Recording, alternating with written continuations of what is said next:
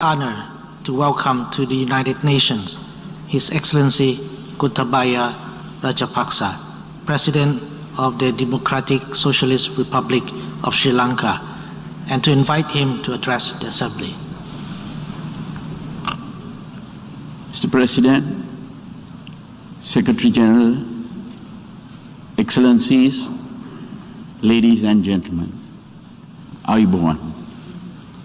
I'm honored to represent Sri Lanka at this August gathering today.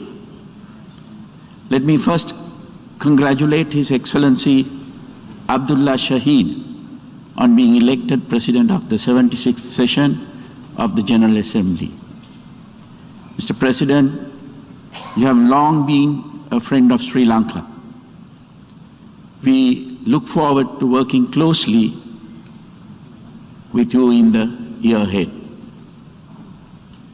I also take this opportunity to convey our appreciation of His Excellency Volkan Bozkir's stewardship of the previous session of the General Assembly and to commend Secretary General Antonio Guterres for his leadership in these difficult times.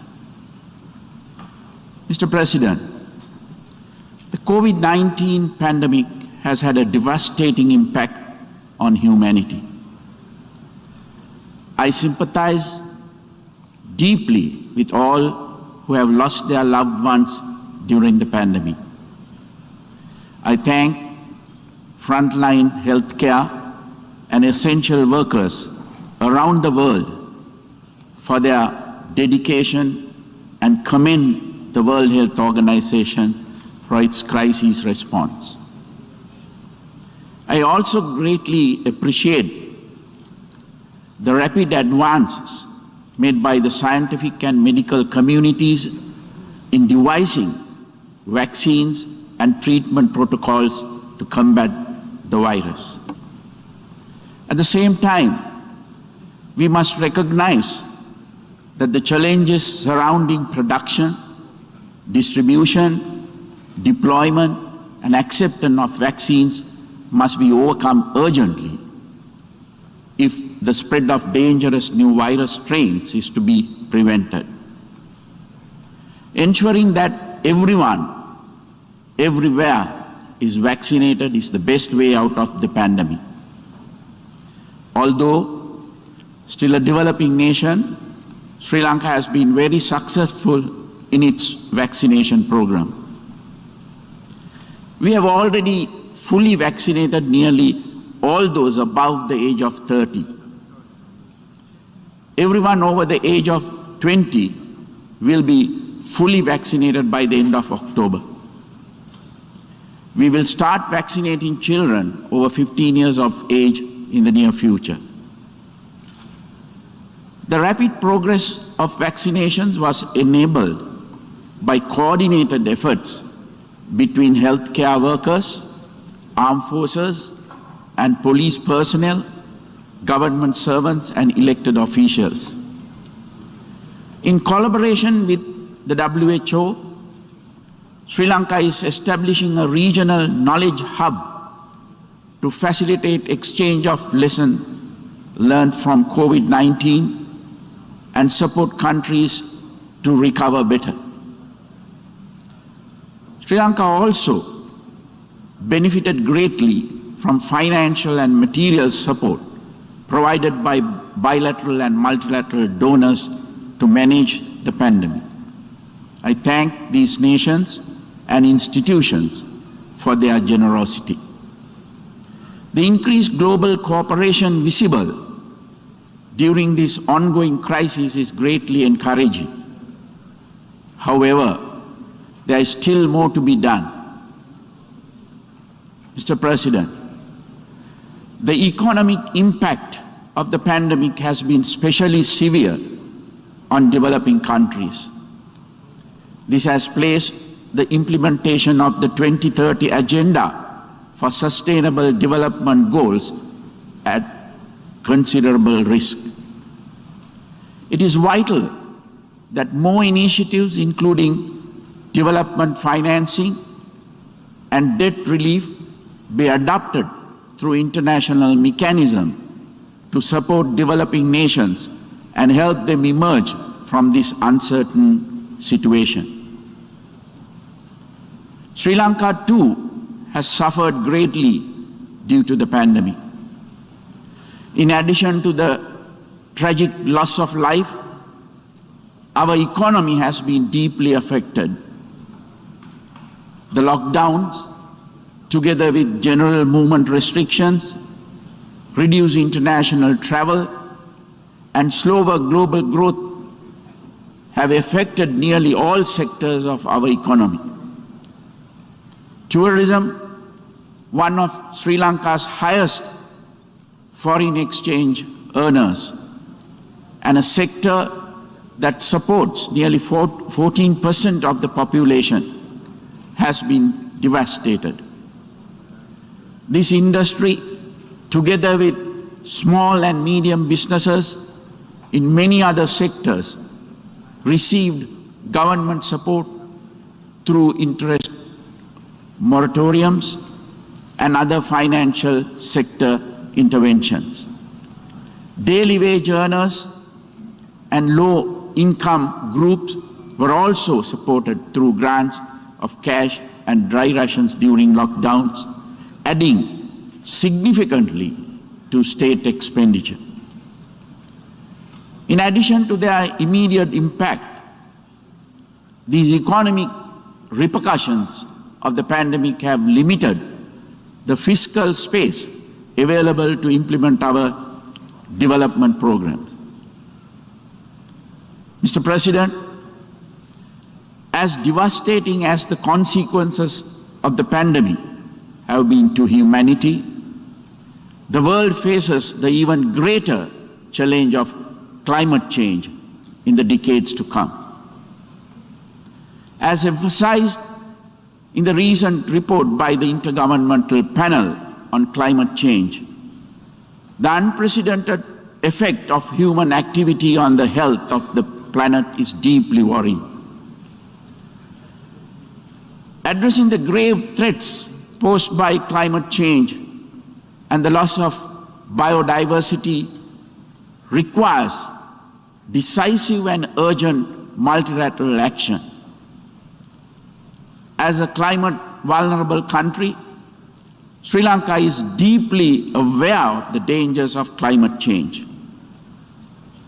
Sri Lanka's philosophical heritage, deeply rooted in Lord Buddha's teachings, also emphasizes the vitality of preserving environmental integrity. It is in this context that Sri Lanka is a Commonwealth Blue Charter champion and leads the Action Group on Mangrove Restoration. Through the adoption of the Colombo Declaration on Sustainable Nitrogen Management, which seeks to have nitrogen waste by 2030, Sri Lanka has also contributed to global efforts to reduce environmental pollution. Having participated virtually in the pre-summit held in April, I trust that the United Nations Food Summit later this month will result in actionable outcomes to promote healthier, more sustainable and equitable food system globally. Such outcomes will be crucial to human health as well as to the health of our planet. Sustainability is a cornerstone of Sri Lanka's national policy framework. Because of its impact on soil fertility, biodiversity, waterways and health, my government completely banned the use of chemical fertilizers, pesticides and weedicides earlier this year.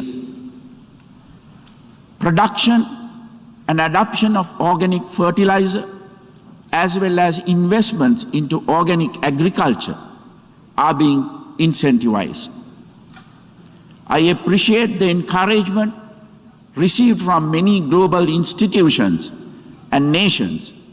for our efforts to create a more sustainable agriculture in Sri Lanka.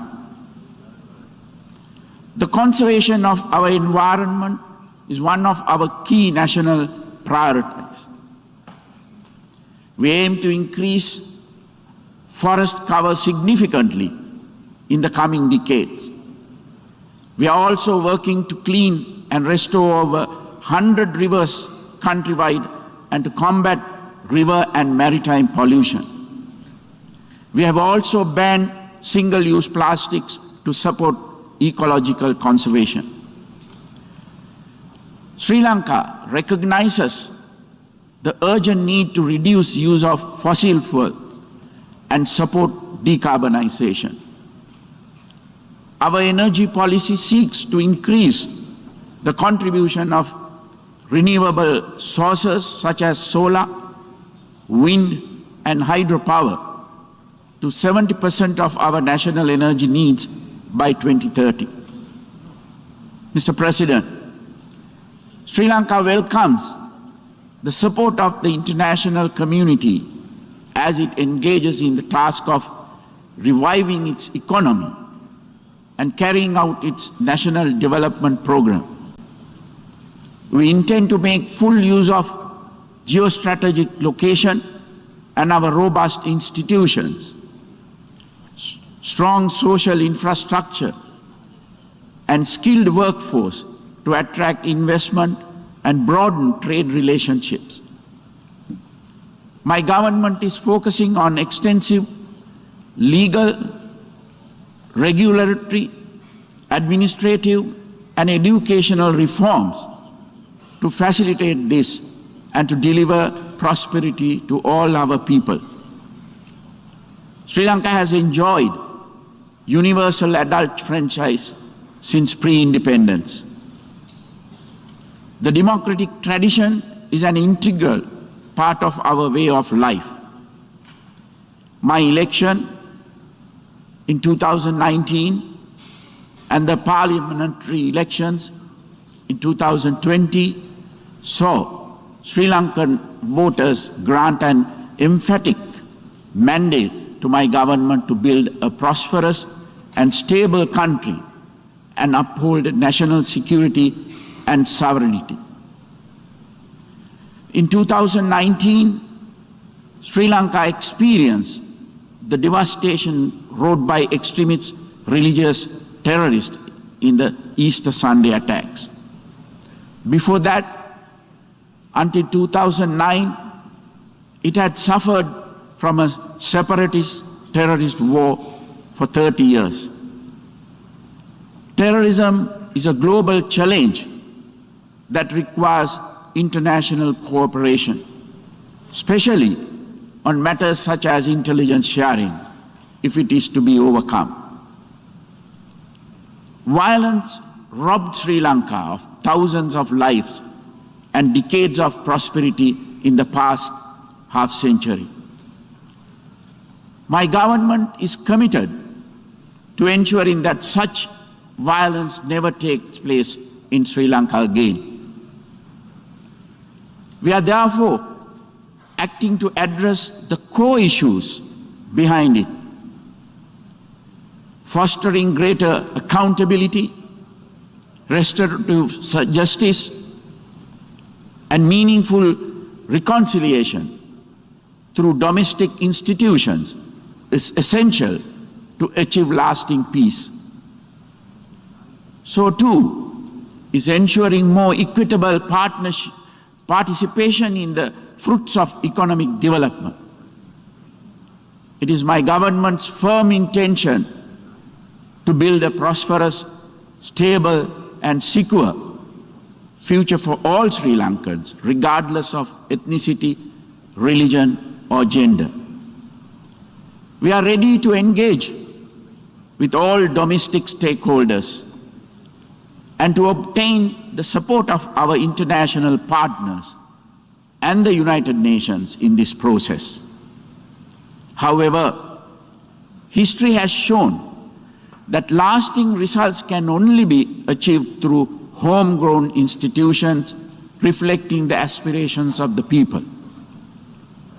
Sri Lanka's parliament, judiciary, and its range of independent statutory bodies should have unrestricted scope to exercise their functions and responsibilities. Mr. President, Excellencies, distinguished delegates, if, in keeping with the theme of our general debate today, we are to truly build resilience through hope, we must all strive towards the common good. It is the role of the United Nations to facilitate this by treating all sovereign states, irrespective of size or strength, equitably and with due respect for their institutions and their heritage. I request the United Nations and the international community to ensure the protection of the Buddhist heritage of Afghanistan. I call on the member states of this August Assembly to work together in a spirit of true cooperation, generosity, goodwill, and mutual respect to foster a better and more sustainable future for all humanity. Thank you.